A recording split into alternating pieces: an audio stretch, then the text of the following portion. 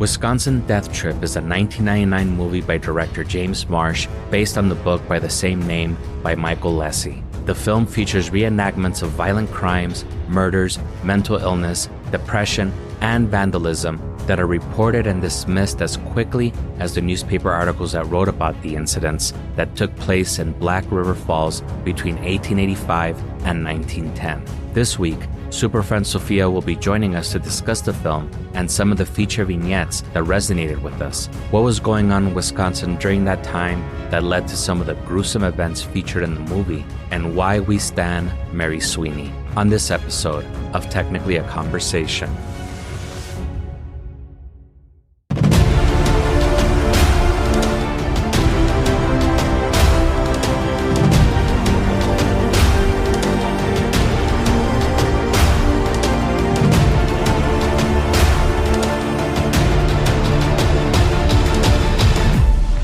Greetings, you're listening to Technically a Conversation, a podcast where we share an interesting topic or story with each other and hope you find it interesting as well. I'm one half of your host, Jose, and I'm joined today by my lovely co-host, Elena. How are you doing today? We are doing fantastic. How are you? We as in the royal we, or? I don't know. I don't know.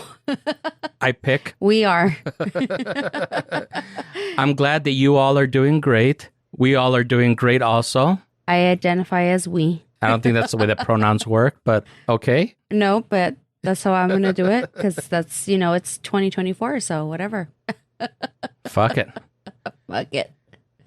Isela's very sorry that she was not able to join us today. She had a family emergency, which is sad because this is our penultimate episode, the cliffhanger before the series finale. And what better way to spend it than with our next guest. She was our very first Patreon, the OG podcast supporter. She loves gothic music, particularly The Cure, has a penchant for horror movies and all things dark and spooky. Based on her Instagram, she enjoys traveling and visiting beautiful historic places, a lover of culture. Joining us today, the one, the only, Sofia. Sofia, welcome to the show. You make me sound good. You make me sound, I don't have to say anything else. That was lovely. Thank you. You are good. What are you talking about? Yeah. Definitely, you improved the show 100% just by being on. So You're too kind, Handpick. Too kind. So welcome. Why don't you start off by telling us a little bit about yourself? If I didn't cover everything already, I'm sure I didn't. That's it in a nutshell, yeah. I live in Portland, Oregon with no children and also no cats, a husband, and I work in art education. I study Latinx contemporary art, and once a goth, always a goth. Old and spooky, and it's going to stay that way. All right. Love it. Love it also. So thank you very much for joining us. So this is a topic that you picked, Sofia, that we'll be discussing today. What will we be talking about today? So the reason I thought to call and write to you all is because of a movie and a book, a big-ass book called Wisconsin Death Trip. It was something that I read in high school, and then later on a movie came out about it. It's creepy. It's weird. It's perfect for the spooky season. And yeah, I think it just has a lot of lore in 90s and horror and creepiness. And since I said you traffic in the dark and creepy, you might be interested in it. So yeah, definitely was creepy and weird. And weird that you read that book in high school? I guess you would have to know me in high school. I mean, I was an all-girl Catholic school girl, and so it made perfect sense. Okay, me too. But I had never, ever heard of this, so interesting. Yeah. I feel like there were two kinds of people in the early 90s for me. There are people that really loved, like, the Faces of Death, that group of movies. And then there were people who liked something a little less gruesome, something a little more thinky. maybe artistic and Like 10 Things I Hate About You or something. yeah. I was the 90s were my 60s, so I was somewhere else completely. But Nah, that's cool, man. So when you say you read it in high school, it wasn't because it was the teacher's literature pick. Like, this is something you just read on your own. so at that time, I was volunteering. I was doing adult literacy at the library. So I was teaching older folks how to read. And I was also doing puppet shows. And with the black lipstick and everything, I was in Phoenix at the time. Everyone was like, what are you doing? But I was at the library all the time. And it was just kind of like lore. Someone was like, have you seen this book? It's fucking weird. I don't know. Like, it's just... is it true? It's weird. And I checked it out of the library. My friends would come over. We'd do shit like smoke cloves, read this book, and think our big, angsty, dark thoughts, you know. Right. Sounds like a good time for sure. So that's how I came across it. Oh, okay, cool. All right. So having also gone to a Catholic school, it was also an all-boys Catholic school. Lo siento, y'all. Oof. I hated it, but I was also the guy that, you know, I was into death metal. I was into like shit that was morbid, all the occult stuff. So I was there with you. I think we would have gotten along very well had we met in high school. I think we would have all been buddies for sure. Yeah. We like all sorts of weird, morbid stuff. Totally. All right. So we all watched the movie in preparation to discuss it. I usually like to plagiarize Wikipedia to introduce each section of the movie. But being that the Wikipedia article primarily focuses on the book, I'll do a quick summary of the movie for those that are not familiar with the film. And then we can just go ahead and just talk about things that we found impactful or interesting or weird or whatever we want to talk about. So Wisconsin Death Trip is a 1999 film adaptation of the book by the same name by director James Marsh. The film combines reenactments of some of the events described in the book and was done in a visual style to simultaneously report and dismiss the end of someone's life, much like the 4-line newspaper reports that inspired the book and movie. The movie primarily focuses on grim and bizarre occurrences that took place in and around Jackson County, Wisconsin, particularly Black River Falls between 1885 and 1910. After the local economy was devastated by the closure of several industrial mines, the people were plagued by a diphtheria epidemic that claimed the lives of numerous children. The economic turmoil was also the catalyst for several violent crimes, murders, suicides, arsons, religious delusions, mental illness, depression, and vandalisms, broken up into events that happened during each of the 4 seasons as the people became more unhappy and disillusioned with their current stations in life. And in case you can tell by the brief synopsis, this is a charming and whimsical romantic comedy based in Black River Falls, Wisconsin. That's exactly what it is. So you already kind of described what first attracted you to this perky and cheerful movie, Sophia. But what was it that you found most impactful or most interesting that was discussed? I think that when I was younger, the allure, right, was a little bit different than it is now. I feel like back then, your coffee shops and your clove cigarettes and your goth clubs, it was just like, this is so grim, and it was Victorian times, and it was sort of lavish and baroque and voluptuous and all of these things. And that was really attractive to me. You romanticize these things when you're younger. And now, reading it again and seeing the movie, I have a lot of empathy for these people. And although the stories are wild, you can look back and say, well, if someone took 10 years of we were talking about the vosotros, the royal we, and put all of the headlines down for the last 10 years of everything that's happened, it would be fucked, right? It would be screwed up. But there's still something a little bit creeping and psychologically unwell about these stories that makes me think, shit, 2 seconds and I could just be right there. Like, by the grace of God, go we to be as well as we are, which maybe sometimes isn't so well. But I have a lot of empathy. I think back then it was like romanticizing the ookiness of it, and now it's just like, shit, times is tough always. So it's interesting. Yeah, for sure. Well, I think speak for yourself, Sophia, because I'm pretty sure that I have pretty much every single mental affliction that's listed in the DSM-5. Somehow, I don't know how I made it to live this long. You know, I'm surprised I'm not dead. But I mean, surely I'm kidding. You know, but I think that things were different. You surely think you're kidding? Equally, it's like... Well, the part about me having every single delusion and mental thing in the DSM-5, that part is true. Oh, yeah. I mean, surely I think I'm kidding. There are a lot of chapters in the DSM-5. No, it's...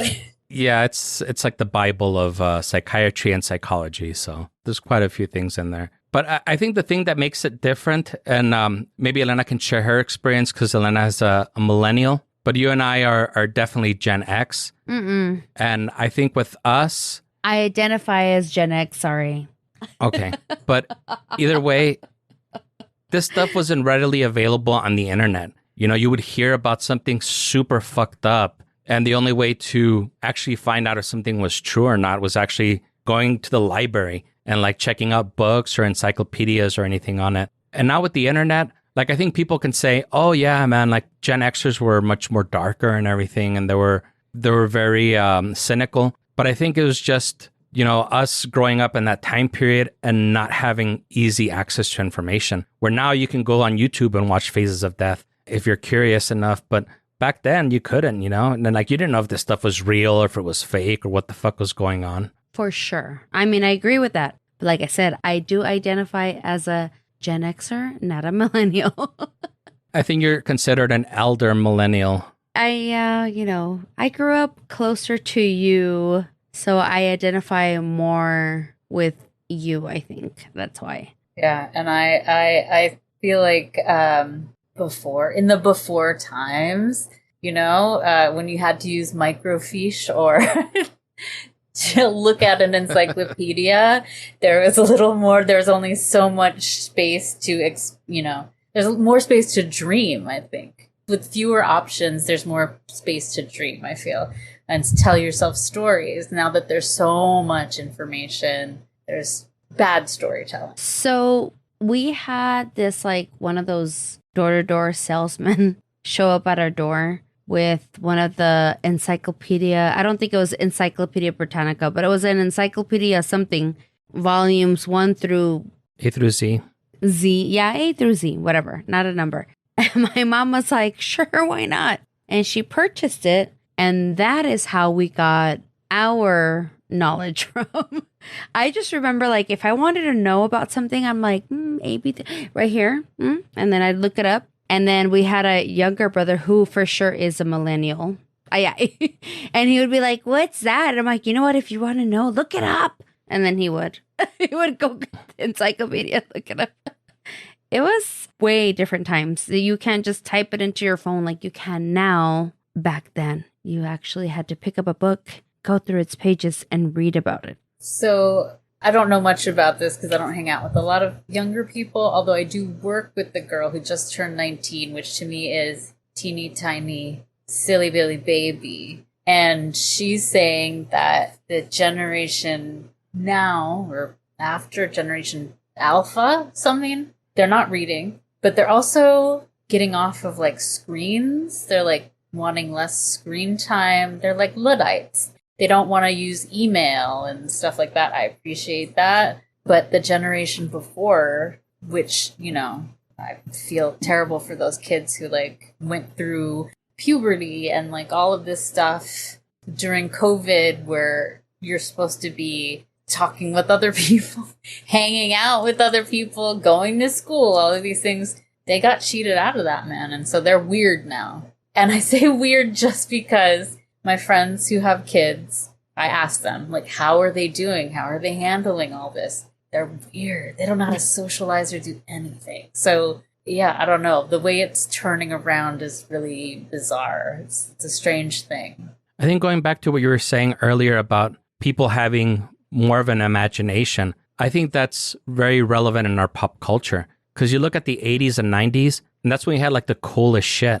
Like that's where you had the best movies, we had the best cartoons. And now like it feels like everything is just trying to rehash or trying to reboot something that came out in the 80s or 90s. Mm-hmm. Yeah. And I think just not having those screens like the generations do now. And I definitely don't want to sound like a Luddite because I do very much embrace technology. But I think that by having access to everything, not having the opportunity to dream and to imagine, I think that's causing a lot of like what we see right now where all we get is just reboots and reimaginings of things that we already had. Yeah. Even our cereal was better when we were kids.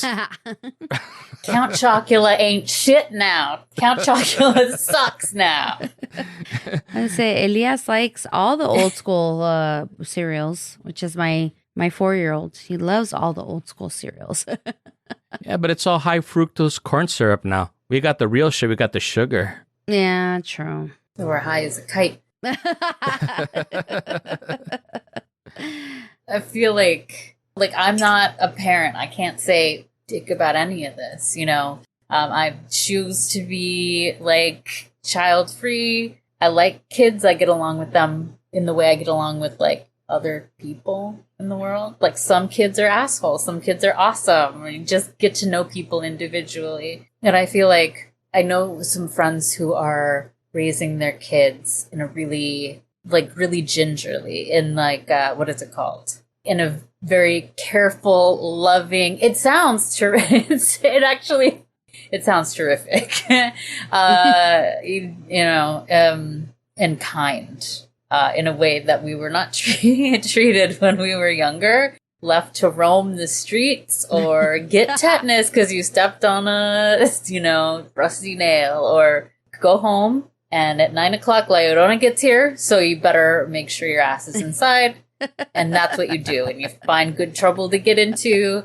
And so there's a lot of imagination that happened there. But I also feel like movies now have to be either super extreme to like get some kind of point across. And I don't think, and especially in America, there's very much room for subtlety in storytelling, which is a shame because I feel like people are that smart. They can get it if they want to. You can't treat people stupidly. You just have to let them know that it's okay to think for themselves and not have everything given to them. Yeah. I don't know where that came from. That was a terrible tangent. Please go on. No, Hassan. No. That's a good tangent. And I think it's just because like people have a very short attention span now because like they're watching 20-second videos. So you can't have any character development like you used to have before. And I think that's like why I like series more than I like movies. Because movies, it's like they do like the minimal amount of character development just so you care about the character. And then they go on to the action. And with the series, that does allow them a lot of times, if it's well made, to do character development and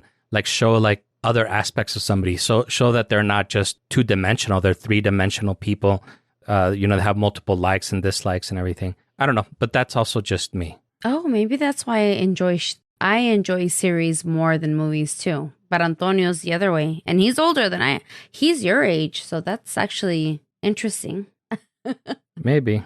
So speaking about character development, there's definitely a lot of character development in this movie. Was there a particular character that was mentioned that like really stood out to any of y'all? I did take some notes, and I have several characters here that I wanted to talk about, but I'm interested to see what you all thought and what really stood out for you all. For me, it was Mary Sweeney, because I feel like I've heard her throughout history, or I've heard that name, not just in this movie, but like I've heard her somewhere else, and I don't know where, because I did not look that up before that.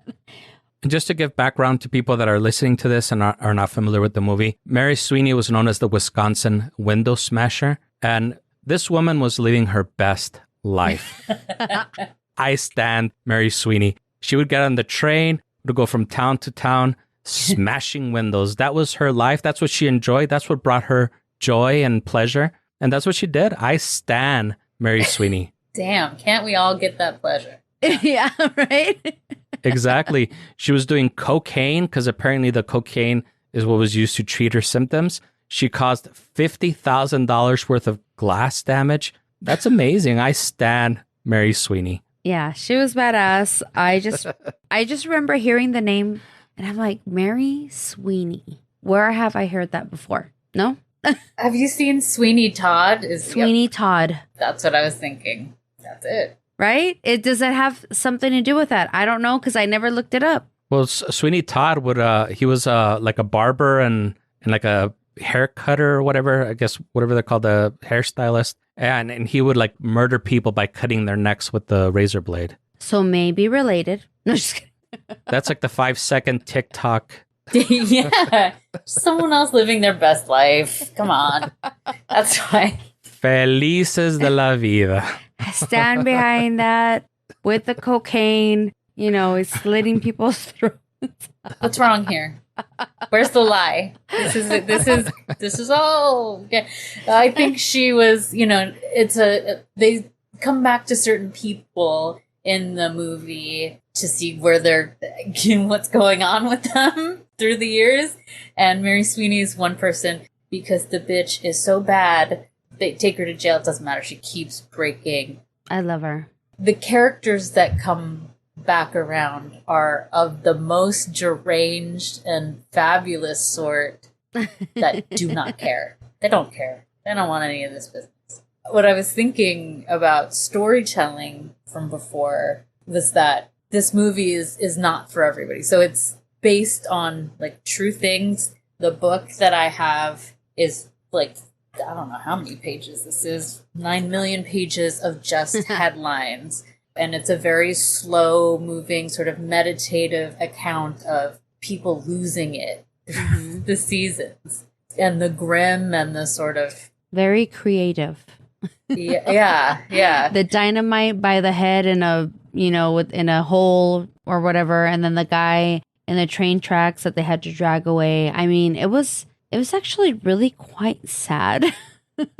This movie was very, very depressive. But I mean, it's a good movie. It was. And going back to the book, I was reading about it and it was saying that the author actually came up with it as their thesis for college or whatever. And it was inspired by a photographer that ended up taking I think 800 pictures or something. And this guy came across the pictures and that's what actually inspired him to do the book and to the dissertation. And I think the book itself has 200 of his pictures. Oh, wow. Yeah. And it was just stuff that was held in a historical society. So Sophia's showing us pictures for those of you that are listening. It's a visual medium. Yeah.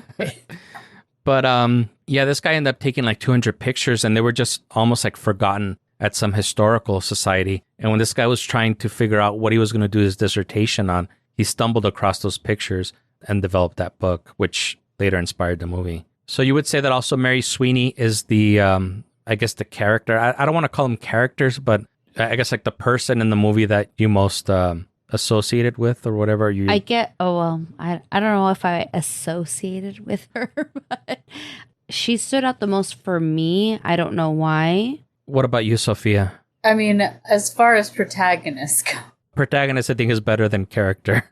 She's pretty memorable. I mean, there's a lot of memorable happenings in this movie, and it just kind of gets more high-strung and deranged as things go on, tempered with just these really sad moments. You have to remember the time we're living in is the reenactments are of babies that have died because that was a thing back then that happened a lot. And they would take pictures of them. The mother would be in shroud and holding up a child. It's very difficult. It's a difficult subject. And America's a trip. It's always been a trip. So Wisconsin Death Trip, that phrasing always hit me really hard because I was just this whole period of time is just wild. It's a difficult time, In the Midwest, things were very different. The things that were happening at the time during this 10-year period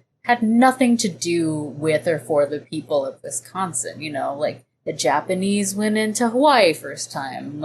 Statue of Liberty was, unveiled in New York Harbor.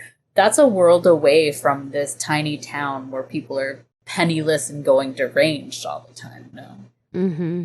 And I kind of want to touch on that in a little bit because I think that's something that we should focus on. But just going back to the characters, the protagonists, I shouldn't call them characters. The protagonist that I guess I found the most fascinating was Pauline Lalemande. That was the opera singer with the false teeth that rattled when she sang. That's beautiful. Isn't it beautiful in a way? It is, because like that's something that's like unique just to her. Mm-hmm. Yeah. But what I liked about it is that I think we got like the most complete picture about her, where she came over from France.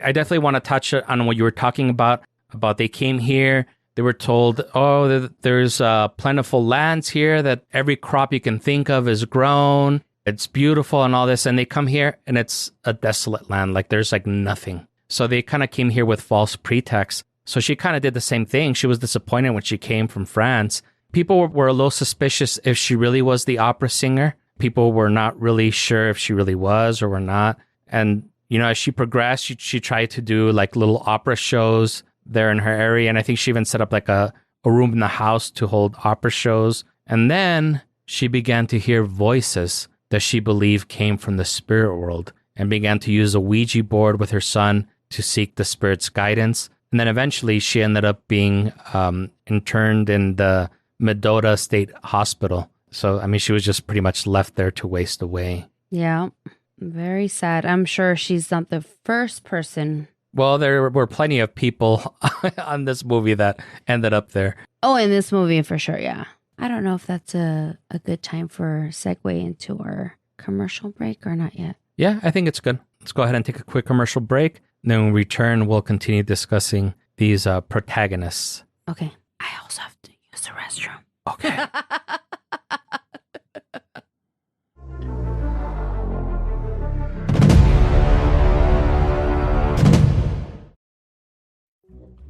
Hi, this is Dakota, host of ContraZoom Pod, where we go back and forth about film. I am obsessed with movies. I could talk about them all day, and if you're like me, then you'll love my podcast. Every week we take a new topic, whether it's ranking a director's filmography, covering major film festivals, or getting way into Oscar season. While every week is different, we do have some recurring topics, like our Make Remake series looking at an original film and its remake, or our very popular A History Of program, taking an in-depth look looking at some of the biggest companies involved in film, including Criterion, A24, and Neon. It isn't all super serious topics, though, as we always need to play catch-up with all the hottest Marvel Cinematic Universe news and general pop culture goings-on. There's something for every kind of movie lover, whether you want reviews, interviews, or in-depth conversations.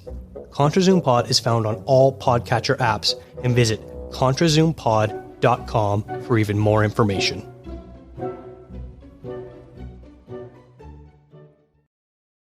If you like all things spooky, then check out A Spooky Tales, hosted by us, Christina and MJ, where we talk about all things spooky, paranormal stories, haunted places, myths, and legends.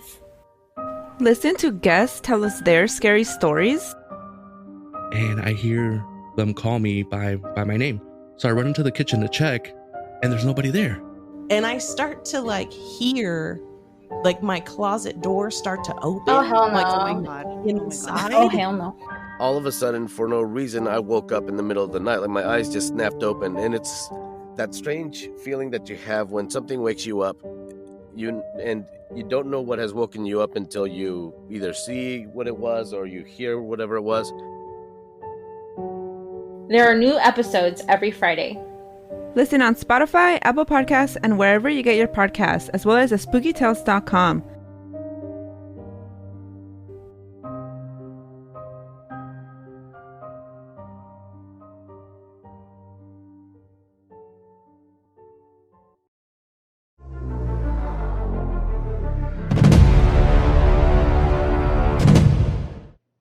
And we're back. We're back. All right, so did everybody have a good little break? Perfect. Thank you. Splendid. Did anybody end up in Mendota State Hospital during the break? Maybe. Almost constantly. I'm surprised I'm not there now.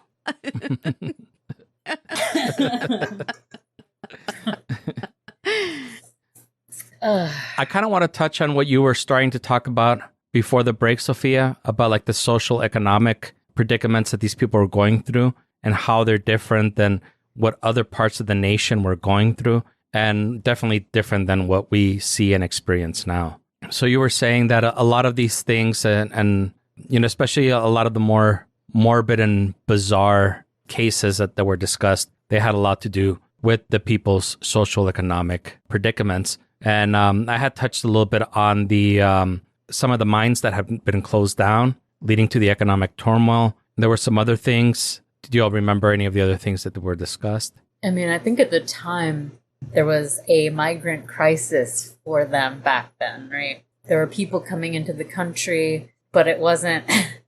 It's weird because at the beginning of the movie, they show folks with smallpox, meaning indigenous people of the United States who had it terribly. And they don't spend a lot of time on it, but they do show a gentleman who had obviously been in a Native American boarding school because his hair was cut, he was dressed like a European. And so the way they treat and other people during this time, it's still going on today. So going back to this, there were earthquakes, there was mining, there's this myth, pardon me, of American exceptionalism, right? You have a woman with shattering teeth who comes from France, of all places, so that she can make it here because this is a land that is supposed to be wonderful to its people and is full of riches. And that's not true for everybody. It's not true for everywhere in the United States. And especially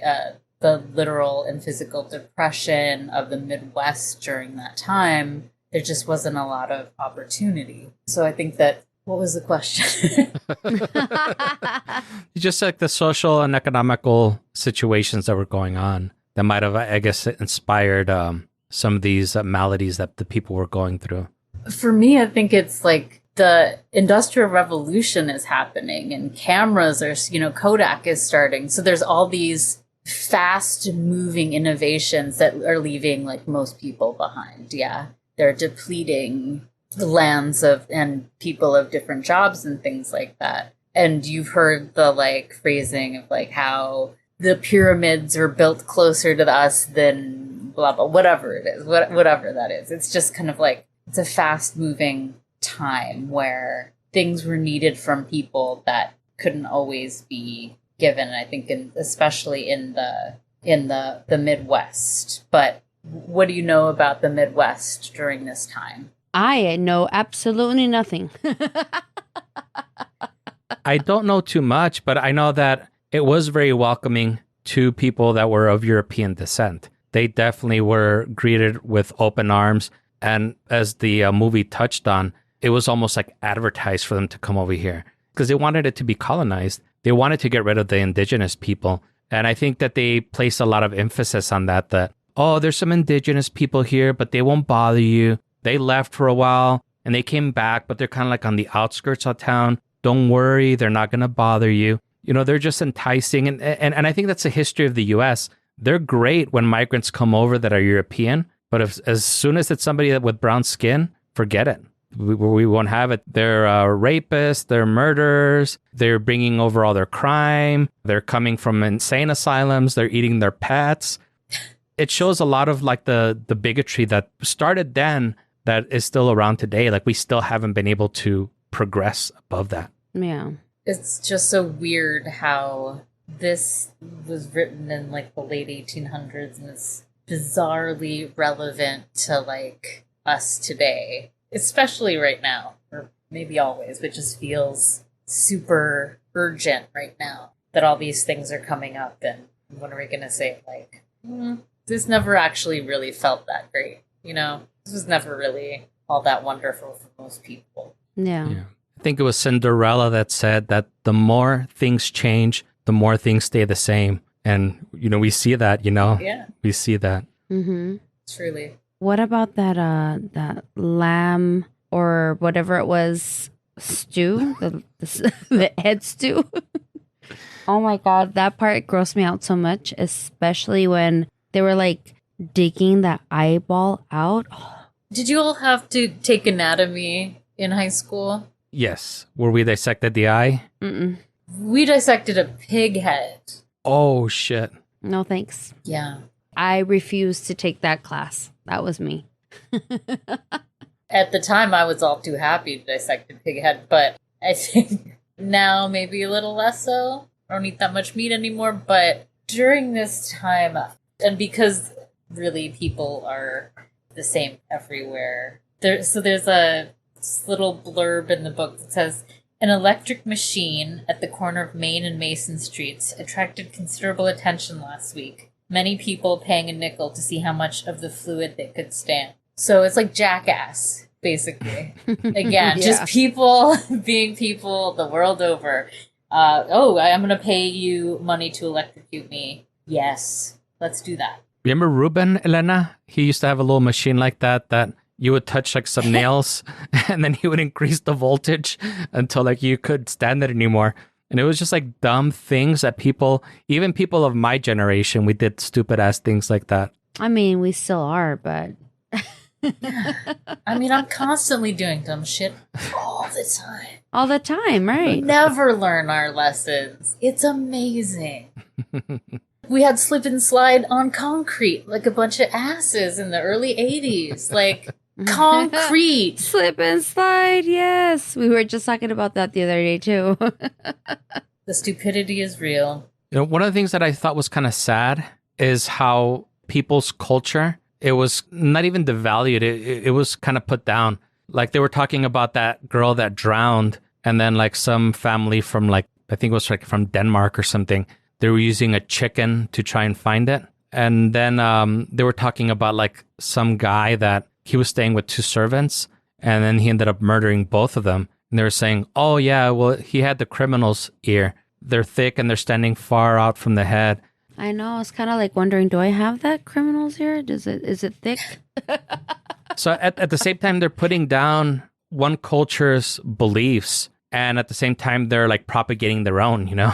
It's like, oh no, it was just the criminal's ear. That's their own superstition, their superstition of the person writing that newspaper article. But yet they're okay with blasting somebody else's belief or culture. Interestingly, like spiritualism, right, at this time was like all the rage, you know, the Fox sisters, rapping at the table and stuff like that. Having seances was so super popular. And so it seemed like there was like this bizarre juxtaposition between like religious zealotry and fervor that was going on. You see a lot of people in the film and in the book who are going insane because they're just caught up in the, Pentecostalism or in the word of Jesus. They can't, it's all, too much fabulous. And then there's the Fox sisters and spiritualism, which is, they were found out to be frauds. They had to admit it at the end of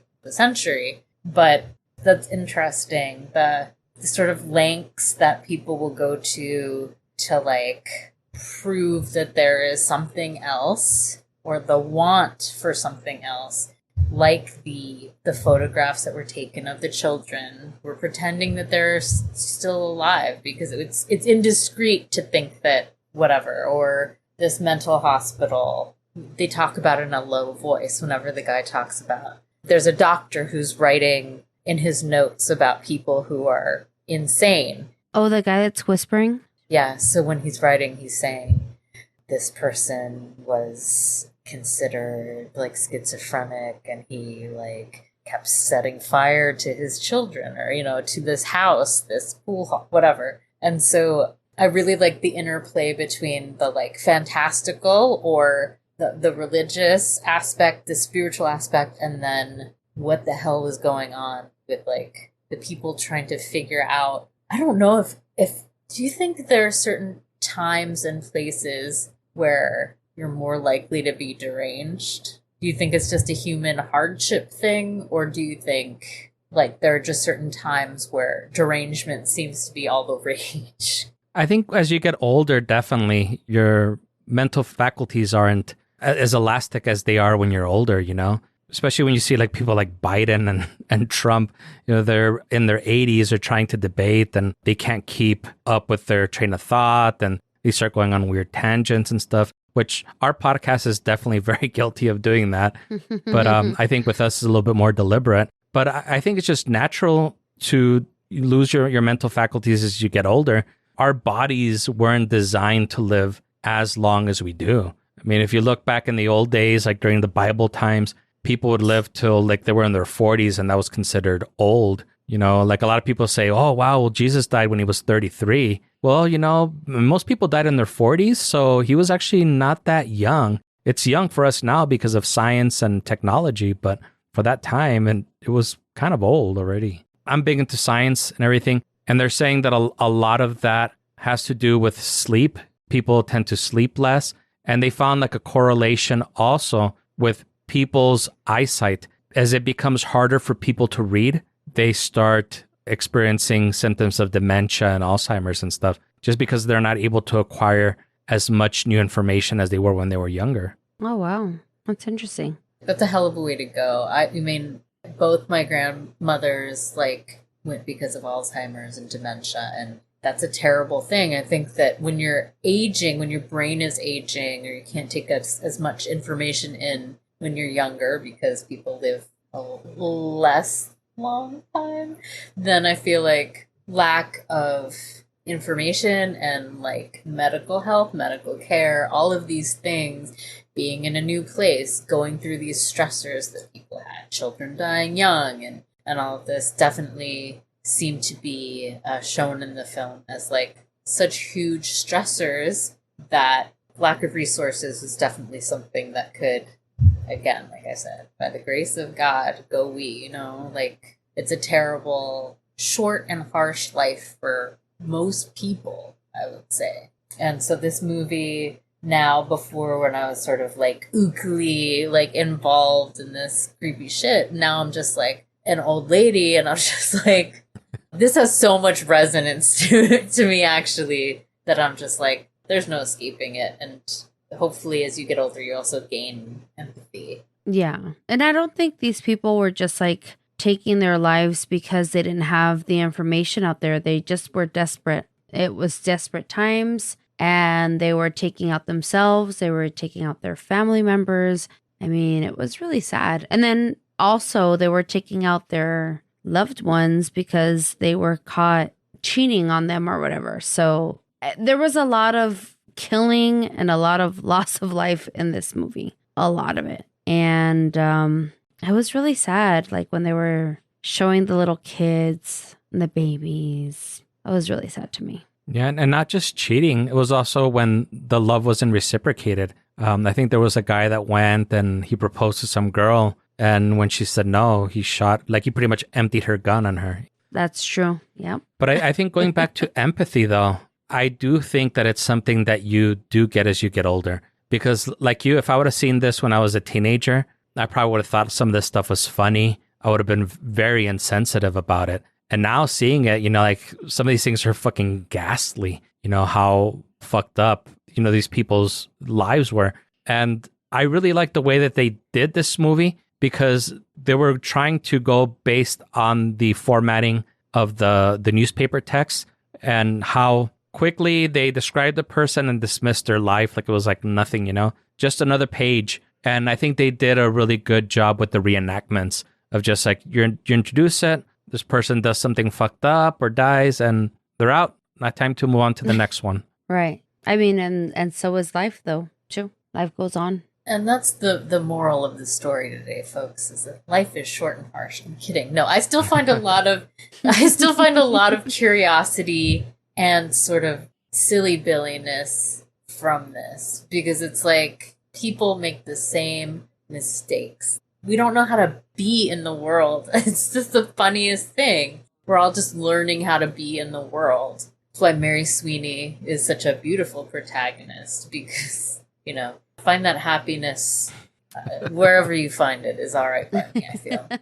If it's breaking windows or wilding out in the streets. And I think there was a great example of that. The film is predominantly black and white, and those are kind of the reenactments. But then every so often they would show stuff that was going on in 1999 when the film was being made. So that was shown in color, but they were kind of showing that we think that we're so much more superior, intellectually and culturally and everything, but really we're doing the same things. there was a lady in a bar that was talking about Ed Gein, like, Ed Gein. Yeah. Oh yeah, that was, yeah. And I think Dahmer, or no, one of the other guys, not Dahmer. The sophisticated one that... Yeah, I think it was Jeffrey Dahmer, but they were... No, not Jeffrey Dahmer. It was... I know which one you're talking about. Yeah. Well, it's the other guy that was really super suave and... Snowbird Fish? No, he's the guy that would pick up people at the beach and his little yellow bug. Oh my gosh. He would pretend that he was injured and then, can you help me out? I've got a flat tire. I broke my arm and... Yes, that guy. And then after a while, he was like fucking like the mentalist and shit, going out there with the police, like helping him solve cases and shit. Yeah. Like dowsing for water or something. We know exactly where it is. Trying to be his own attorney, which was really dumb. But oh my gosh, I don't care how charismatic you are, but you are not that smart. Why can't I think of his name, you guys? All I do all day is watch frightful shit. Why can't I think of this? Oh my god, it's gonna bother me so much. Yeah, let me Google that because I'm not gonna be able to get past that. Please, I know I can't. Ted Bundy. Thank you. There you go. Thank you. Ted Bundy, that guy. Yeah, that's a whole nother story about the gals who fall in love with serial killers. I don't. That's wild. Yeah, that is a different series. Were there any other little vignettes that stuck out? I know I kind of created a list here. Yeah, let's hear it. So one that stuck out just because we covered something that was very similar was the case of Cyrus Smith, who was buried while she was in a trance, some type of trance. And when they went to move the body, I guess they were transporting her to another part of the cemetery or something. They found the body was turned over and the fingers had been bitten half off. And it kind of made me wonder, was that due to like the desperation that she was going through, or maybe she was hungry, like what was going on? Or maybe it was a combination of both. But that was like very traumatizing hearing that story. Well, it was because she wasn't actually dead when they buried her. And I'm sure it was desperation and then maybe hunger. I don't know. But that was kind of like, oh, that sucks for her. I imagine that when you're in a state of extreme stress and you're losing your mind a bit, you're going to be trying different things. I don't know what you would try. I don't know. I, as someone who bites their nails, please don't look. As someone who bites their nails, I can just say, maybe she was bored. Maybe that's all it was. No, I think that when you're under duress, yeah, you're probably... when you see like those cartoons of like, if someone's always like, ooh, maybe biting your nails out of being worried or scared. That's the other thing about a story, like different stories like this, is that you can put yourself in the protagonist's place and think, would I do the same thing? Like, would I act the same way if I could not feed my family, if the love of my life rejected me? Would I put my head under a train? Let's hope not, but putting yourself in other people's shoes in this empathy is something that it's probably important to have, I would say. But I'm loving hearing like your favorite vignettes, because there are just so many. I mean, I watch this all the time, honestly, but another one that I found really interesting was the one about John Isaacson, who became, as they said in the movie, he became crazed with religious excitement. And I guess he was at some type of spiritual retreat or something. And then he just started prophesizing, and he had a knife. So they ended up incarcerating him in the Mendota State Hospital. There's a certain level of what is considered acceptable. I mean, you wouldn't jail a preacher for being religiously excited, But when it's some random guy that all of a sudden is religiously excited, oh, he's dangerous, we got to lock him up. So it's not necessarily a double standard, but it's like that fine line between what is acceptable and what isn't. Is this one of the little where the guy was talking about in the whispers? Is that what that was one of them, right? Yeah. Oh, okay. The whisper. The whispers. This is getting sexy now. All this whispering, I didn't expect to come down here and get turned on like this. I didn't ask. Just kidding. You get a little bit of ASMR whenever you come on our show. Where's my crinkly? I find something crinkly around here. This one's for everybody who can't stand mouth sounds. That one's for you. You know, there are a lot of people that can't stand it, and I go through great lengths to take most of them out. I call them. You know, the mouth whisperer in the film did a little. Yeah, he did have a lot of mouth sounds.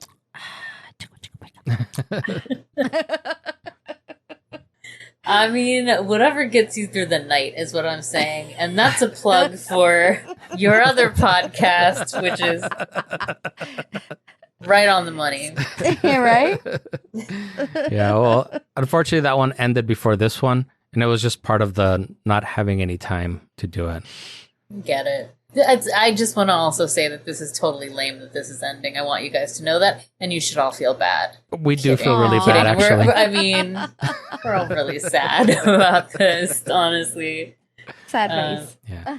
You can blame me. Appreciate it. All right. We're blaming Jose. Yeah, I'm to blame. You know, seriously, I just got tired of editing. You know, everybody would be doing like, oh, we're having a cookout here. And then I was like, oh, do you want to join us for the corn maze next week? Unfortunately, I can't because I'm going to be editing. During the pandemic, when there was nothing to do, it was fine. Like, I didn't mind doing it because it gave me something to do. But now I've gotten to the point where I don't want to say there's a lot of demands of me, but like there's more things that are going on where my presence is kind of asked for. And a lot of times I have to say no. It's just, you know what? This episode has to come out on Monday. So I'm going to spend the whole weekend editing. So again, it's my fault. But you know, after doing it for over 3 years, I was like, you know what? I'm ready to kind of reintegrate in society a little bit more. Right. Yeah. It's a tough reintegration. I hear that. It's always difficult socializing again. No, I mean, can't nobody keep me away from spooky season and all the festivities. So I really appreciate you all taking. I know I used to have a podcast. I know what it takes having a radio show and having a podcast. It just takes a lot of time. So yeah, you should totally take this time to do all the, buy yourself that 20-foot skeleton and then sit on your stoop drinking my whiskey, Mad Dog 2020, or something a little more chic, something a little more, a little nicer than that, and just and having the best time, unlike the good people of Wisconsin freaking out in the snow. I'm ready to go through my Mary Sweeney era and start smashing windows and living my best life. Love it. Let's do it. Well done. Yeah. I hope that for all of us. I do too. Everybody needs their Mary Sweeney moment. And I did enjoy how in the end credit scene, Samuel L. Jackson went down to the Medora State Hospital to recruit Mary Sweeney as part of the Avengers program that he was putting together. I thought that was a nice little touch also. The best. Chef's kiss. Chef's kiss, indeed. And it all comes back to, yeah. It all circles back. It all comes back to Marvel. Now, since you mentioned drinking, Sofia, I didn't have too much time to come up with the whiskey pick this week, but I didn't want to end the episode without a suggestion. This will actually be my final whiskey pick. I've been getting primarily into peated scotches as of late, but those all tend to be kind of expensive. So I thought that it was time for us to do another budget pick, especially if you're whiskey curious and want to explore whiskey, but you don't want to drop a lot of money. So you all know I love me some Heaven Hill. Just listen to our Kenneth, What is the Frequency episode, where I talk in detail about Elijah Craig. I was torn between Heaven Hill Bottled in Bond and Evan Williams Bottled in Bond, but being that Heaven Hill is $50 and Evan Williams is only $17, I voted with my wallet on this one, especially since I've been throwing out a lot of expensive whiskey lately. We are going to talk about probably the best value in whiskey today, Evan Williams Bottled in Bond. And don't let the plain white government cheese label fool you. This whiskey definitely punches above its weight and price. And there's no other whiskey I know of that is this good for this cheap. Nice. Now, we've talked about Bottled in Bond before, so I won't go into all the details. I'm especially not going to bore Sophia with that. But if you do want to know more, check out our Somerton Man episode where I discuss the Bottled in Bond process in nauseating detail. The gist is that it has to follow strict government standards to get the Bottled in Bond designation. including being aged for at least 4 years, be bottled at 100 proof, must be processed at a single distillery during a single distillation season, and be bottled in a government-bonded facility under U.S. government supervision. And this was established back in 1897 to guarantee the quality of whiskey and to ensure that consumers weren't drinking methanol or turpentine that could make them blind or kill them, or cheap moonshine that was colored with tobacco or iodine. And I'm not going to bullshit you and tell you that Evan Williams Bottled and Bond is the best shit ever. But again, it's hard to fuck with it at $17. I've tasted a few $50 bourbons that aren't as good. And at $17,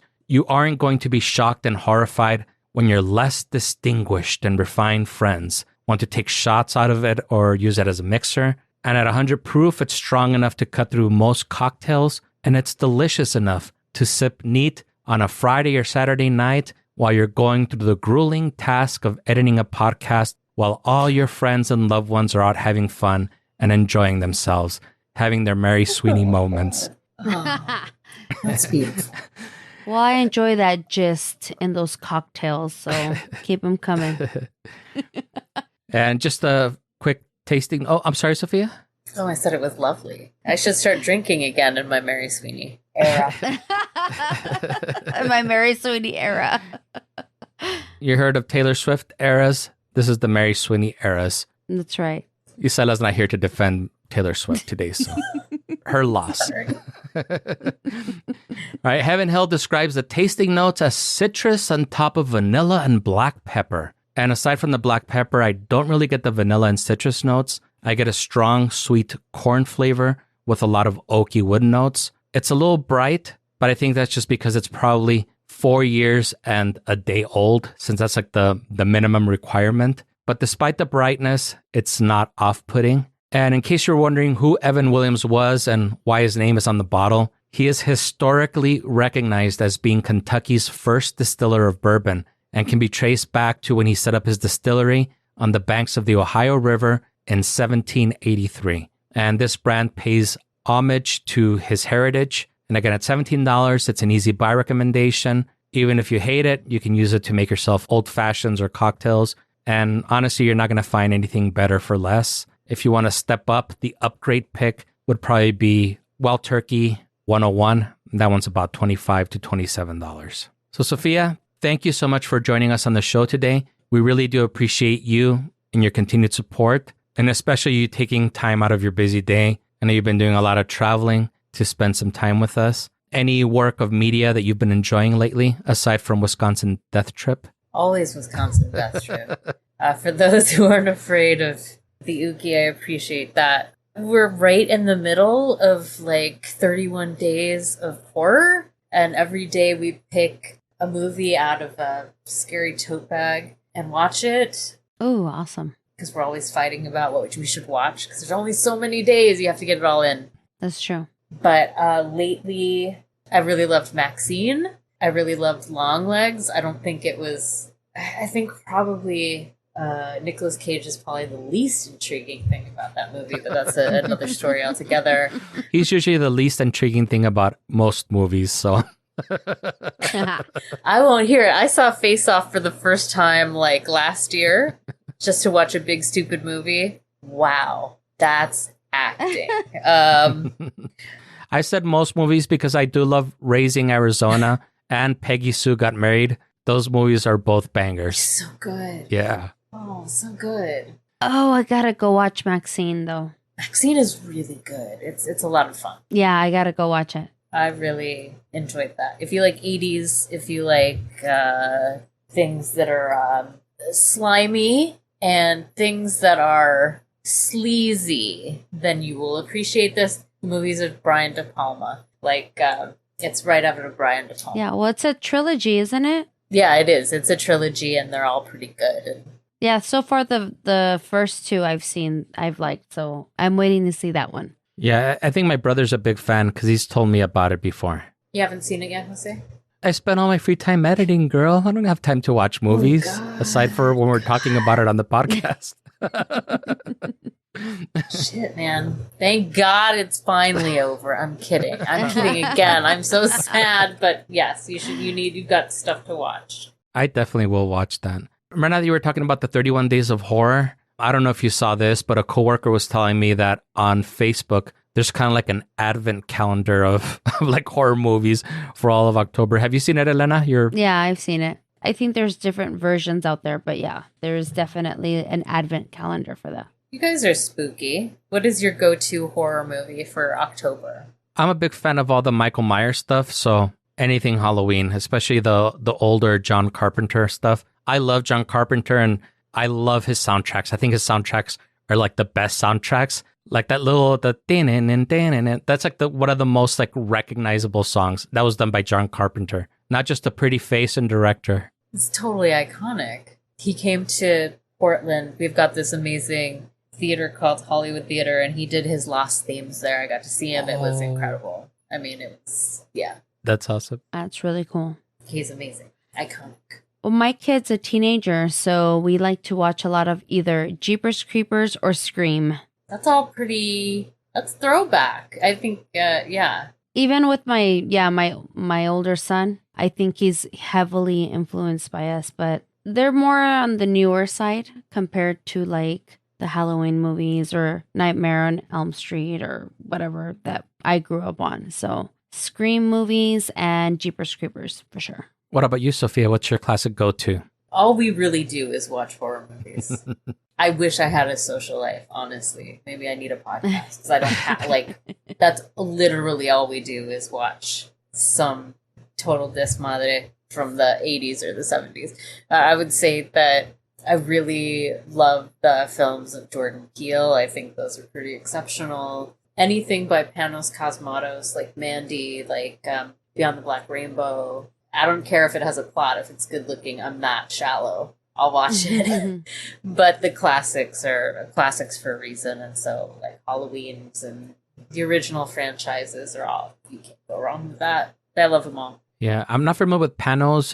What was the name? Panos Cosmatos. He's this Greek director, and he did Mandy with Nicolas Cage, doing classic Nicolas Cage acting. If you like King Crimson or Black Sabbath, anything like that, he loves that era of music, 70s, kind of dark, heavier music, and it's about like a fucked up bike gang from hell. Nicolas Cage is taking out revenge out on this biker gang from literal hell, and it's the dopeness.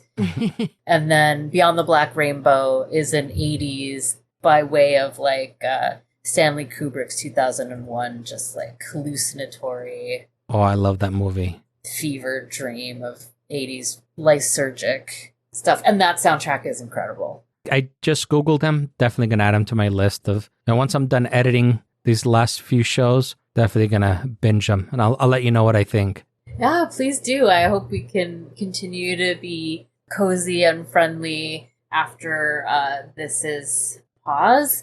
And I know that everybody else who listens is, we listen for a reason. We listen because you guys are dope and we're fans. So, oh, thank you. Thank you. Yeah, we'll be looking forward to anything you all do next for sure. Appreciate that so much. Yes, we definitely do. And I think we kind of teased that on the episode we did with Eric. But if we ever do decide to come back or anything, just keep an eye on our socials. Don't unsubscribe. Because if we ever do decide, even if it's just like a one-off show, it's like, oh, we really want to talk about this one thing, we'll post on it there. We're not going to disable the website or the RSS feed or anything. We will close the Patreon, but we won't disable the actual RSS feed. So if anything does come out, that still will continue to work unless Spotify like kicks us off of their network or something.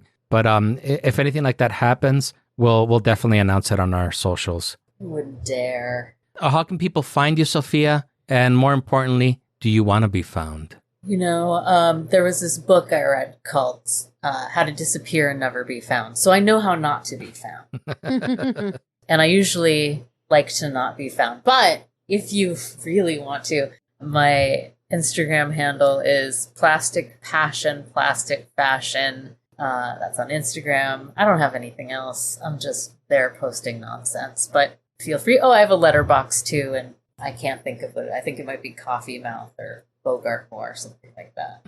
I'm doing a long list of movies about sexually repressed psychological coming of age drama films and horror. It's super specific. I don't know if anyone's into it, but something to do. Cool. Cool. Well, we'll definitely go ahead and put that in the show notes. Show notes. Show notes. Thank you again, Sophia, for joining us on this show today. Special shout out to our associate producers. Y'all aren't super homie super friends anymore. You all are associate producers. Sophia, which we just had the pleasure of hearing on this show. Natasha, OG Eric, Angie, Eli, Madtown Charity, Katya, Victor, Christine, Josh, AI Eric, and Rebecca. So thank you so much for your continued support. Also, please check your Patreon messages. I need your sizes for the special gift that we're sending out. If not, we're just going to send you an extra small. No, just kidding. Or an extra medium. Okay. We hope that you enjoy the show and you join us again next week. If you're enjoying the show, leave us a review, tell a friend, and subscribe wherever fine podcasts are sold. Yeah. Follow us on the socials at GreetingsTAC, email us at greetingstac@gmail.com, or leave us a voicemail at 915-317-6669. If you have a story about gruesome deaths, murders, and suicides that happen in your small town to share with us. Yeah, maybe.